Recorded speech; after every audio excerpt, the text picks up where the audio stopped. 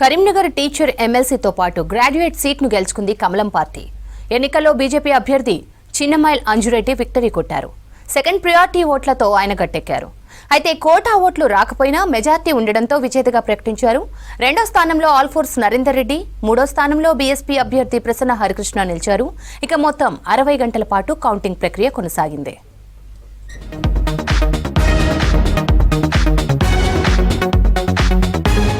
Karimnagar graduate MLC ఎన్నికల్లో BJP అభ్యర్థి చిన్నమైల్ అంజురెడ్డి గెలిచారు. 3 రోజుల పాటు ఉత్కంఠగా సాగిన ముక్కోనపు పోర్లో ఎలిమినేషన్ రౌండ్స్ తర్వాత అంజురెడ్డి విజేతగా నిలిచారు. హోరాహోరీగా సాగిన ఈ కౌంటింగ్ లో కొన్ని రౌండ్లలో కాంగ్రెస్ అభ్యర్థి ఆల్ఫోర్స్ నరేందర్ రెడ్డి ఆధిక్యతను ప్రదర్శించినప్పటికీ బీఎస్పీ అభ్యర్థి ప్రసన్న హరికృష్ణ ఎలిమినేషన్ తో చివరికి అంజురెడ్డికే విజయం వరించింది.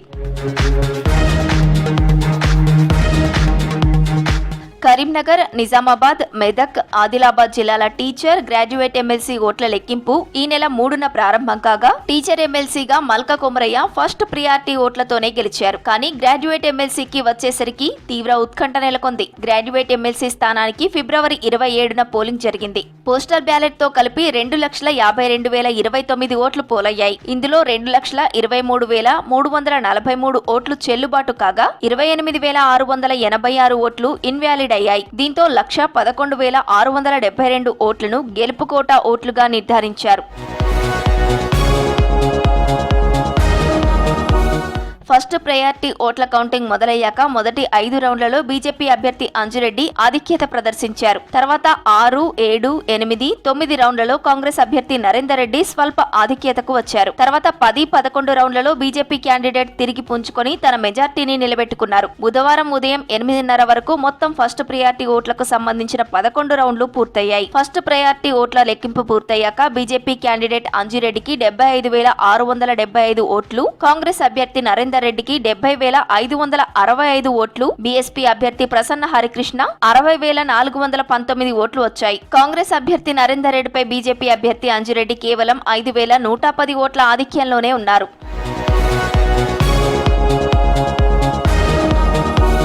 అయితే ఏ అభ్యర్థికి కోటా ఓట్లు 1,11,672 ఓట్లు రాకపోవడంతో సెకండ్ ప్రయారిటీ వరుస క్రమంలో ఎలిమినేట్ చేయడం తప్పనిసరిగా మారింది. ఈ క్రమంలో 53 మందిని ఎలిమినేట్ చేశారు. అయినప్పటికీ ఎవరూ కోటా ఓట్ల లక్ష్యాన్ని చేరుకోకపోవడంతో బీఎస్పీ అభ్యర్థి ప్రసన్న హరికృష్ణను ఎలిమినేషన్ చేసి ఆయన బ్యాలెట్లలోని సెకండ్ ప్రయారిటీ ఓట్లను లెక్కించారు. ప్రసన్న హరికృష్ణ ఎలిమినేషన్ తర్వాత బీజేపీ అభ్యర్థికి అత్యధికంగా 98,637 ఓట్లు వచ్చాయి. కాంగ్రెస్ అభ్యర్థికి 93,531 ఓట్లు వచ్చాయి.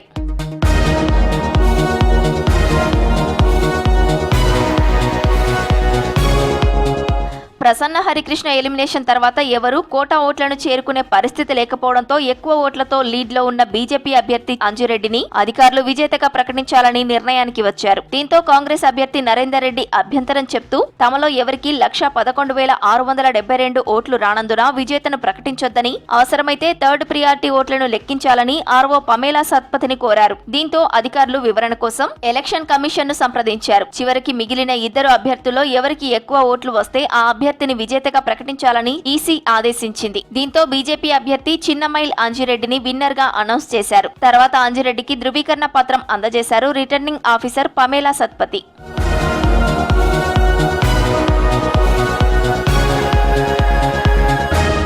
ఎమ్మెల్సీ ఛాంపియన్స్ ట్రోఫీ బీజేపీదే అన్నారు కేంద్ర మంత్రి బండి సంజయ్. ఒక వర్గానికి కొమ్ము కాస్తున్న కాంగ్రెస్ కు ఇది గుణపాఠమన్నారు. కాంగ్రెస్ ఎన్ని కుట్రలు చేసినా ఎమ్మెల్సీ ఎన్నికల్లో బీజేపీ విజయాన్ని అడ్డుకోలేకపోయిందన్నారు బండి సంజయ్. నిరుద్యోగుల కోసం బీజేపీ ఎన్నో పోరాటాలు చేస్తుందని చెప్పారు. ఇక తనను గెలిపించిన ఓటర్లకు ధన్యవాదాలు తెలిపారు అంజిరెడ్డి.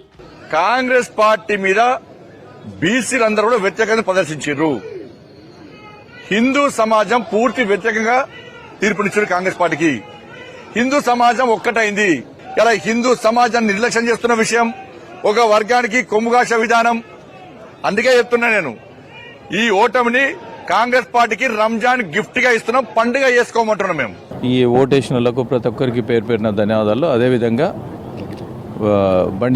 బండి సంజయ్ గారికి, రథసారథి కిషన్ రెడ్డి గారికి, ఎంపీలు, ఎమ్మెల్యేలు, జిల్లా అధ్యక్షులు, భారతీయ పార్టీ కుటుంబ సభ్యులందరికీ పేరు పేరున పచ్చిస్ ప్రభాకర్ గారికి, ప్రతి ఒక్కరు ఎవరైతే కష్టపడ్డారో, ఇంకా మిగతా వాళ్ళు కూడా పార్టీలకు అతీతంగా చాలామంది వర్కౌట్ చేయడం జరిగింది. వాళ్ళందరికీ పేరు పేరున నేను ధన్యవాదాలు తెలియజేస్తూ అంజిరెడ్డిని విన్నర్ గా ప్రకటించగానే కౌంటింగ్ హాల్ నుంచి ఆల్ఫోర్స్ నరేందర్ రెడ్డి బయటకు వచ్చారు. భావోద్వేగానికి గురవుతూ కంటతడి పెట్టుకున్నారు.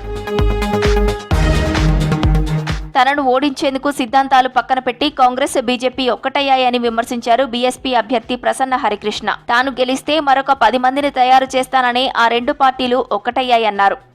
కాంగ్రెస్ అండ్ బీజేపీ రెండు పార్టీలు, రెండు ప్రధానమైనటువంటి పార్టీలు ఒక వ్యక్తిని ఓడగొట్టడానికి సిద్ధపడ్డాయి. అవన్నీ కూడా ఓటింగ్ రూపం లోపల మనకు చాలా స్పష్టంగా తెలుస్తూ ఉన్నారు. అసలు కాంగ్రెస్ సిద్ధాంతం, బీజేపీ సిద్ధాంతం రెండు వైరుధ్యభరితమైనటువంటి సిద్ధాంత వర్గాలకు సంబంధించినటువంటి పార్టీలకు.